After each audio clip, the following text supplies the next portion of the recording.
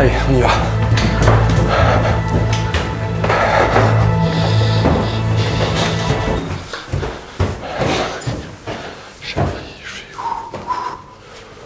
C'est bon, allez viens, je suis prêt.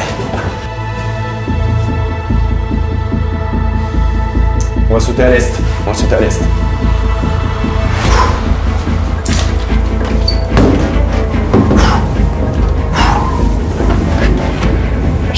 Je la sens moyen là, l'intro en fait là. Mais non, mais t'inquiète.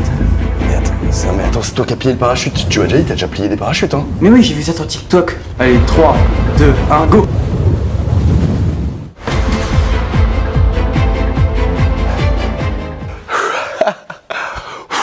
Oh putain, c'était un truc de ouf. Allez les gars, on y va, je vous avais dit, arrivé en base jump. Allez jump, allez jump. Tintin! Bonjour les amis, quel plaisir de vous retourner. Quel plaisir de vous retrouver. Aujourd'hui, nous sommes Quentin, nous sommes quoi? Nous sommes mercredi aujourd'hui. Il est à peu près quelle heure? 22h, ma montre me l'indique. Il est à peu près 22h et nous allons attaquer la petite vidéo qui nous met bien, la vidéo qui t'enjaille, la vidéo qui m'enjaille aussi, la vidéo de la semaine. De quoi on va parler cette semaine? Bonne question. J'avais promis à Azot que je la mettrais dans l'intro de la vidéo. Après, si elle me dit ouais, tu m'avais dit dans l'intro, à chaque fois c'est dans la outro, à chaque fois tu me dis que c'est pas ma vidéo. Alors c'est pas sa vidéo, mais quand même j'avais promis. Regardez, voilà. Mais qu'est-ce que tu veux? C'est là-bas qu'il faut regarder mon chien. Donc les amis, de quoi? Ah bah voilà, c'est bon, elle est chez elle, en même temps elle est vraiment chez elle. Donc les amis, cette semaine, qu'est-ce qui va se passer?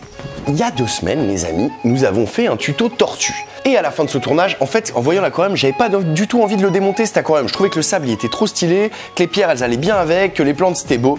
Donc qu'est-ce que j'ai fait? J'ai ramené la tortue à la ferme tropicale, car elle, on l'avait que pour le tuto. Donc on se retrouve fin de tournage avec la cuve ici, tac, le lendemain la tortue elle part à la ferme tropicale, et le lendemain je dois démonter le bac et je n'ai pas eu envie. Le soir même, 3h30 du mat, je ne savais pas quoi faire, je n'avais pas envie de dormir, je me suis motivé, j'ai transformé cet aquarium en un paludarium. Et je dois avouer que je suis assez fier du résultat. Je dois avouer qu'en m'attaquant au chantier, je ne pensais pas arriver à ce niveau de satisfaction, parce que entre nous, je suis désolé, mais c'est la première fois que je fais un bac comme ça, et franchement, je sais pas ce que tu penses, mais je trouve qu'il déchire.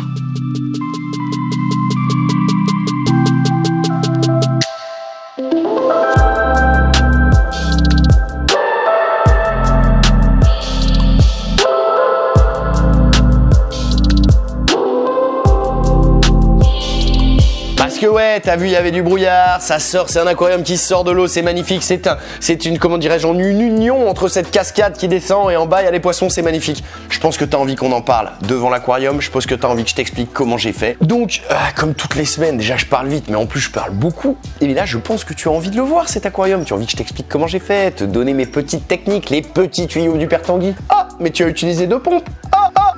Mais tu as utilisé ça comme chauffage. Ah, mais pourquoi tu n'as pas mis ici? Toutes les réponses, elles démarrent maintenant. Et moi, je vais me lever et on va tranquillement aller dans l'espace cuisine. Ah c'est bon, je l'ai trouvé. On a la vanne pour la vidéo. Donc en début de vidéo, ce qu'on va faire, c'est que tu vas faire genre que tu vas parler du liquide vaisselle. Alors aujourd'hui, on va parler de liquide vaisselle et juste après, tu vas faire. Non mais je rigole, en fait, on va parler de d'égoutteur de pâte. C'est bien, non?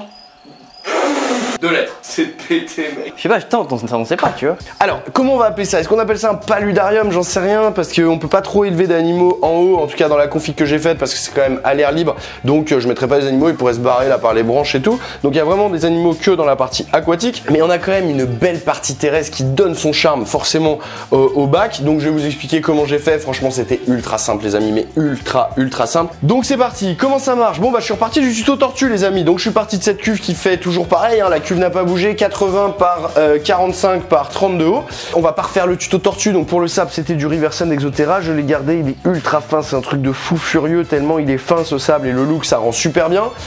J'ai gardé les pierres principales de la tortue, mais j'ai rajouté quelques pierres que j'avais en stock. J'ai mis 2 variétés de pierres, même 3 variétés de pierres, parce que j'en avais pas assez d'une seule variété et des blocs assez imposants pour donner ce rendu. Pourquoi c'est joli? C'est joli car partout dans cet aquarium vous retrouverez ce qu'on appelle le nombre d'or. Si on prend la longueur de cet aquarium, qu'on le divise par la taille de la plante de la feuille de cette Bucephalandra, on retrouve toujours ce magnifique nombre d'or et il est présent absolument partout dans cette réalisation et c'est pour ça que quand tu le vois tu fais waouh. Pas du tout. Il est joli en fait parce que j'ai mis des gros blocs, c'est-à-dire que les pierres, ça c'est des petites et elles sont déjà grosses. Ce que j'ai mis en dessous là-bas c'était des très gros blocs, tu vois. Donc j'ai pas énormément de cailloux dans ce truc. Par exemple, l'île à droite ici, j'ai que 2 pierres. J'en ai une en dessous et une au-dessus, tu vois.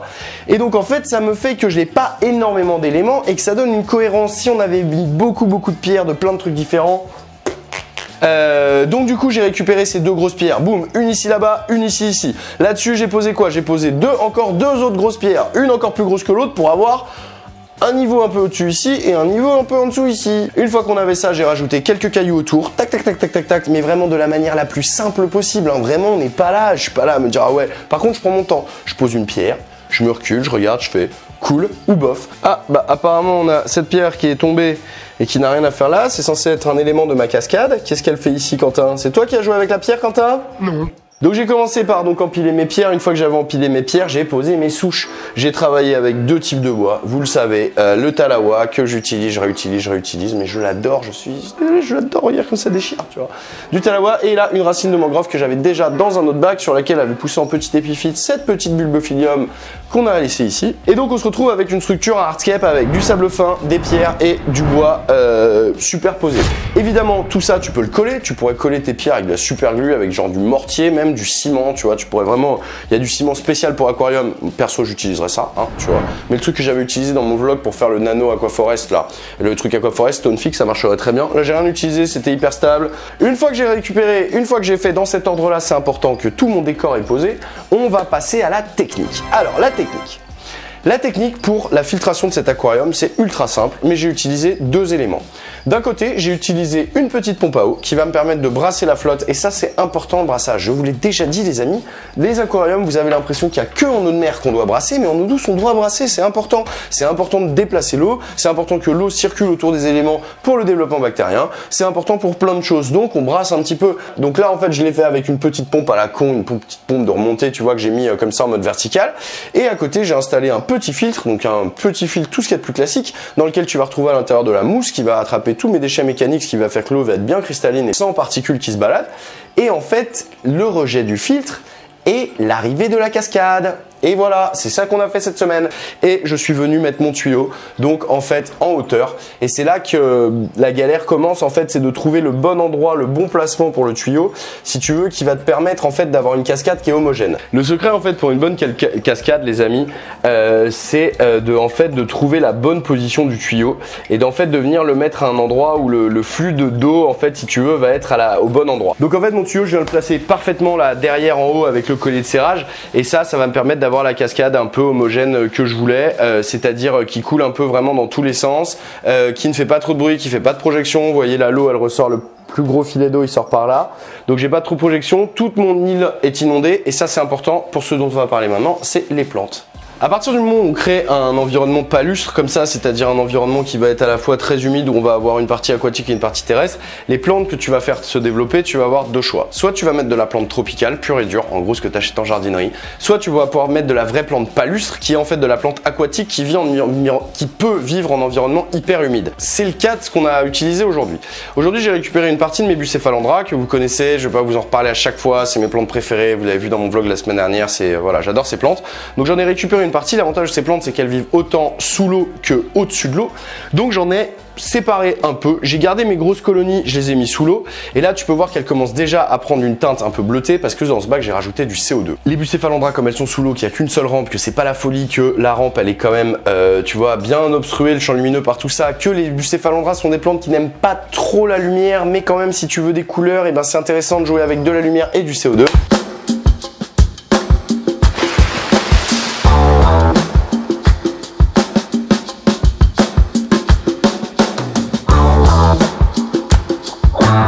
J'ai rajouté quoi sur ce tête d'aquarium, Quentin?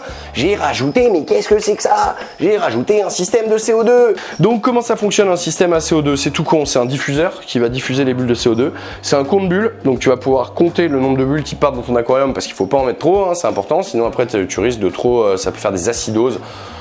Je vais pas t'expliquer ça dans cette vidéo, mais il faut compter les bulles et respecter ce qu'on te dit. Et le tout est relié à une petite cartouche que tu as peut-être l'habitude d'avoir si tu as un SodaStream ou un truc de chantilly. C'est tout simple. L'intérêt d'injecter du CO2 dans l'eau, en fait, c'est que tu vas faire kiffer tes plantes. Tu vas permettre une croissance luxuriante, tu vas permettre d'avoir des couleurs que tu n'aurais pas sans CO2. C'est un gros boost pour tes plantes. Tu peux en plus rajouter de l'engrais, mais déjà si tu as une base de CO2 sur des plantes costauds comme les Bucephalandra, t'inquiète qu'elles vont s'éclater. Tu dois avoir des kits complets qui doivent démarrer dans les 50-60 balles jusqu'à des énormes kits avec avec des bouteilles qui font plusieurs kilos. Mais pour un petit bac comme ça, pour relancer le CO2, je t'avoue que ça, je pense que la bouteille, elle va être vide. Ça fait déjà quoi, il y a 10 jours que je l'ai installée. Je pense que dans 15 jours, il faut que je la change. Donc pour la prochaine, là, je vais racheter une bouteille d'1 kilo et je suis tranquille pendant des mois. Donc toutes les plantes qui sont en dessous, je les ai mises un peu orchestrées, si tu veux, autour de l'île pour laisser tout le banc de sable autour. Et je trouve que ça fait quelque chose de très naturel, tu vois. Donc on a vraiment végétalisé les parties rocheuses, mais on a laissé le banc de sable tout autour où on a juste dispatché quelques cailloux. C'est un caillou que j'ai récupéré dans le terrain d'Androbat et qui en fait avait été colonisé par les spores de fougères du dessus. Donc il y a tout plein de petites fougères qu'on démarrait et de la mousse aussi, de la mousse de Java. Ça a besoin de beaucoup d'humidité. Et à l'extérieur de l'eau, donc sur la cascade, sur les parties qui vont être inondées toute la journée, on a planté d'autres plantes. On a mis des Bucephalandra qui elles sont très adaptées à ce milieu. Là j'ai mis un autre aracé, c'est un Aridarum. C'est une autre plante qui fait un peu partie de la même famille, mais c'est autre chose, c'est un Aridarum. Et ça en fait, ce que j'ai mis là, ce sont des fougères. Ça c'est un pote qui m'avait filé cette bouture et en fait de cette bouture il y avait des spores. Il y a 7 petites fougères qui s'étaient développées. Je les avais là-dedans, dans mon setup de plantes, et je les ai installées ici. Donc en fait ces plantes là, les fougères, elles vont pas avoir besoin d'un environnement super humide. Ça c'est de la plante tropicale, donc juste être dans la cascade les pieds dans l'eau, ça leur suffit. Les Bucephalandra, être juste dans la cascade les pieds dans l'eau, ça leur suffit pas. Là aussi, pour la partie terrestre les amis, on va passer à la partie terrestre. Donc pour augmenter l'humidité de ta partie terrestre, en fait tu as plusieurs solutions. Tu peux acheter un spray et sprayer une fois, 2 fois, 3 fois par jour. T'oublies 2 jours, c'est mort. C'est-à-dire que tu te barres en week-end, tu reviens, t'as pas sprayé. Je peux te dire qu'il y a plein de plantes là, tout ce qui est Bucephalandra et tout sera crevé. Donc le plus simple, c'est d'utiliser soit une pulvérisation automatique comme je vous en ai parlé, mais dans la config de ce setup, ça viendrait me projeter de l'eau directement sur la rampe. Même si j'installais les bus ici, ce serait pas top. Donc j'ai décidé d'utiliser quelque chose que j'utilise très rarement dans mes installs, je dois vous l'avouer, hein, parce que à la base, je ne suis personnellement pas fan du rendu, mais là, je m'en sers pour vraiment humidifier les plantes. Alors, j'ai pas fixé le tuyau parce que je voulais vous montrer comment ça marche, tu vois. Mais on va utiliser ce qu'on appelle un brumisateur à ultrasons, donc ou un fogger. Donc en fait c'est un appareil c'est un petit appareil en fait qui a une membrane, il fait vibrer sa membrane ultra vite et en faisant vibrer la membrane ultra vite, ça crée en fait cette brume que tu peux aller dispatcher un peu où tu veux dans ton install, car aujourd'hui les foggers ils sont mieux foutus qu'avant. Enfin, ça fait longtemps que c'est comme ça quand même. C'est-à-dire qu'en fait maintenant tu as des tuyaux comme ça qui vont te permettre en fait, tu sais, en plus ce sont des tuyaux que tu peux leur donner la forme que tu veux. Donc du coup tu peux vraiment aller mettre ça si tu un terrarium et que tu veux le humidifier, bim, il vient par au-dessus. Si tu veux aller faire une cascade de brume quelque part, et bah tu vas le placer quelque part et tu vas le cacher dans ton décor comme ça et ça va venir faire ta cascade de brume, tu vois. Donc là on a un effet vraiment cascade totale, tu vois, ça dépend de tes goûts, de tes couleurs, de tes envies. Ouais, je sais, c'est joli, ça va te plaire, mais va pas me mettre ça dans un setup désertique, hein. Ou alors ce serait un truc vraiment adapté pour faire une toute petite brume du matin, mais il faut que tu sois un terrariophile confirmé, hein, tu vois. Tu mets ça dans des environnements tropicaux et tu m'inondes pas tes bêtes toute la journée de fumée. À l'intérieur, il faut mettre de l'eau osmosée, c'est important. Si tu mets de l'eau du robinet, ça va rendre la membrane foireuse très vite à cause du calcaire. Donc tu mets que de l'eau osmosée. Voilà. Tu vois, j'aime bien quand il n'y en a pas beaucoup, tu vois. Ça, je trouve ça joli, mais quand il y en a trop, je trouve ça fait trop, je sais pas, un truc un peu kitsch. Qu'est-ce que j'ai mis comme poisson là-dedans? Eh ben, je sais pas encore, mais tu vas me dire, et pourtant il y a des poissons. Oui, il y a des poissons. En fait, tous ces poissons, c'est des poissons qui étaient issus d'un autre paludarium et qui sont censés partir dehors dans un poubellarium, qui est une vidéo qui va arriver bientôt, qu'on a commencé à vous préparer. Sauf que, en fait, depuis 3 jours, les nuits sont fraîches, hein. Donc, j'avais laissé le poubellarium, je voulais laisser tourner quelques jours avant de les mettre dedans. Si tu ne sais pas ce que c'est qu'un poubellarium, tu sauras tout dans une vidéo très bientôt. Mais comme les nuits sont très fraîches, là, depuis 2 jours, j'ai préféré rentrer les poissons et du coup comme j'avais ce bac dispo, je me suis dit bah on va les mettre dedans, ça va égayer pour le tuto et je vous expliquerai comment faire un petit bassin facile qui coûte pas cher pour des petits poissons tropicaux, et pour les guppies ça marche très bien. Bon, pour la température de l'eau, c'est du 25 degrés, donc ça classique, petit chauffage pour aquarium encore ultra classique. Par contre j'ai rajouté en fait sous le filtre, vraiment dans le mouvement d'eau, l'eau est prise dans le filtre et en fait dans le courant où elle est prise dans le filtre, tu vas avoir un petit filet avec des billes, en fait ce sont des billes de verre soufflé qui sont un super support pour les bactéries, et c'est un support que ce filet avec les billes, il était dans l'aquarium du mur végétal depuis des mois et donc du coup il était très bien colonisé en bactéries, ce qui fait que quand j'ai adapté le bac, j'ai récupéré de l'eau de mes différents aquariums, j'ai pas gardé l'eau de la tortue, hein, je te rassure, hein. J'ai récupéré d'eau de différents aquariums et j'ai rajouté ce filet de bactéries, ce qui fait qu'en fait bah, l'aquarium en gros était prêt à épurer, tu vois, et prêt à recevoir une petite population de poissons parce que les bactéries elles avaient eu le temps de se faire. Si toi tu vas au magasin et que tu achètes des bactéries neuves, des supports neufs et qu'il y a tout à coloniser, il va falloir attendre quelques 3 semaines, c'est bien. Tu rajoutes des bactéries que tu achètes, un peu moins, mais 3 semaines c'est bien quand même. Wow, oh, j'ai cru que c'était un contrôle de police, mais c'est Quentin qui veut faire des effets à la Spielberg.